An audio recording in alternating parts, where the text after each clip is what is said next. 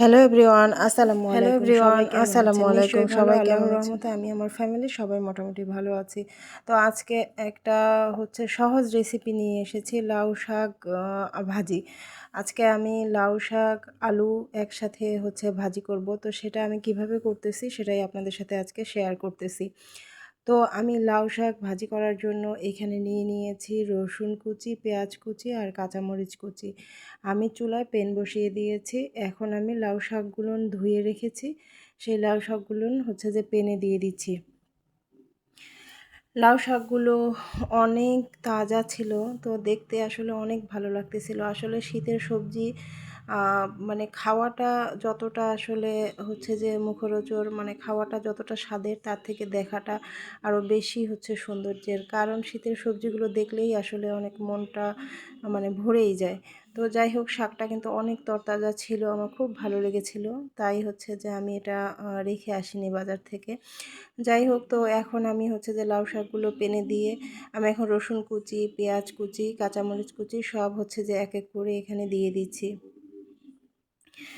দেওয়ার পরে এটা যেভাবে আমরা শাক রান্না করি ঠিক সেভাবেই, সেই প্রসেসেই আমি করতেছি। আমি জানি না আপনারা কিভাবে করেন, তবে আমি সবসময় এরকম করেই করি।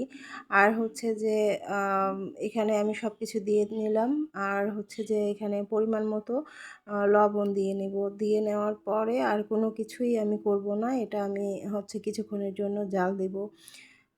সেদ্ধ হওয়া অবধি আমি এটা জালের মধ্যে রাখবো, জাল দেব।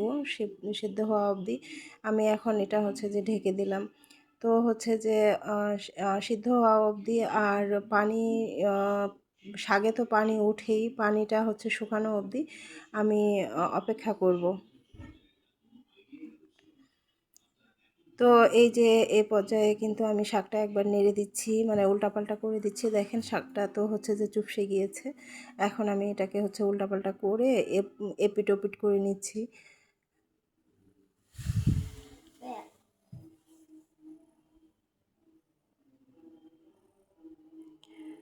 আমার শাকটা কিন্তু খুব তরতাজা ছিল, তাই শাকটা খুব সহজেই সেদ্ধ হয়ে গিয়েছিল, কিন্তু আলুটা সেদ্ধ হতে একটু সময় লাগছিল, যার জন্য আমাকে অপেক্ষা করতে হচ্ছিল পানিটা শুকানো অবধি।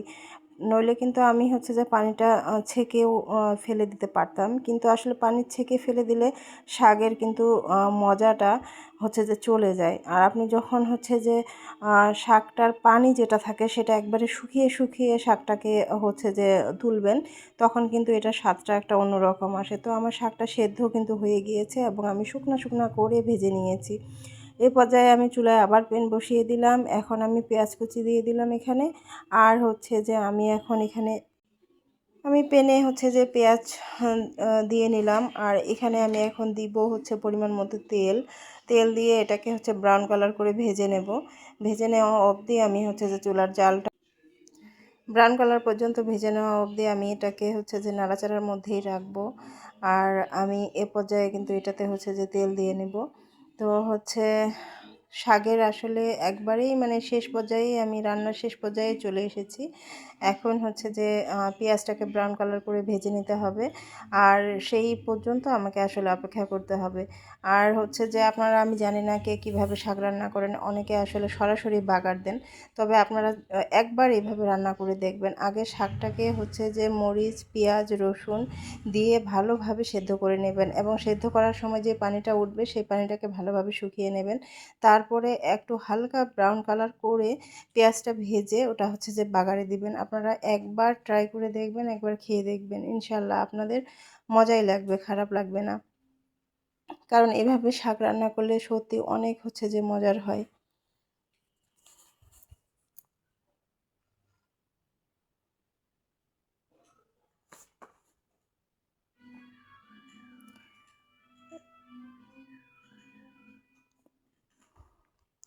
এ পর্যায়ে কিন্তু আমার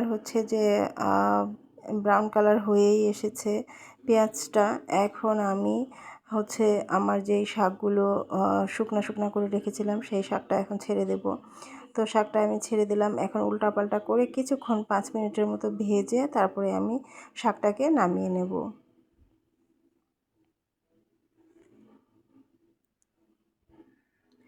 যারা এতক্ষণ পর্যন্ত আমার সাথে আছেন, আমার ভিডিওটা দেখতেছেন, তারা প্লিজ একটা লাইক ডান করে যেতে ভুলবেন না। প্লিজ একটা লাইক ডান করে দিবেন। আর অবশ্যই হচ্ছে যে আমার ভিডিও যদি আপনাদের আরও একটু বেশি ভালো লেগে থাকে, তাহলে অবশ্যই একটা সাবস্ক্রাইব ডান করে দেবেন, নোটিফিকেশনটা অন করে রাখবেন, তাহলে যে কোনো ভিডিও আপনার পরিবারে সহজেই পৌঁছে যাবে। আর একটা গঠনমূলক কমেন্ট করতে কেউই ভুলবেন না। তো এই পর্যায়ে শাকটা আমার রান্না করা প্রায় শেষ হয়ে গিয়েছে। এখন আমি হচ্ছে যে এটা ঢেলে নেব।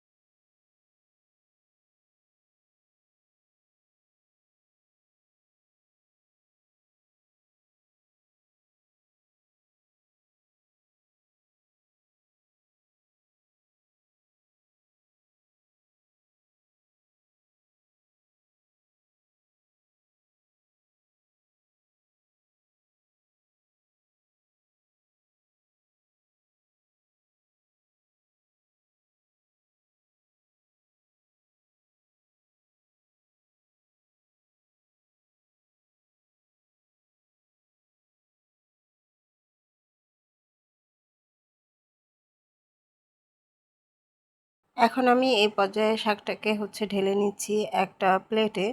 তো হচ্ছে আমার রান্নাটা কিন্তু একেবারেই শেষ। আপনারা চেষ্টা করবেন এইভাবে একদিন হলেও রান্না করতে, দেখবেন আপনাদের অনেক ভালো লাগবে। আসলে এভাবে রান্না করলে শাকের স্বাদটা অনেক বেশি বেড়ে যায়। তো একবার ট্রাই করবেন। তো আজকের মতো ভিডিওটা এ পর্যন্তই। সবাইকে আল্লাহ হাফেজ। আসসালামু আলাইকুম সবাইকে।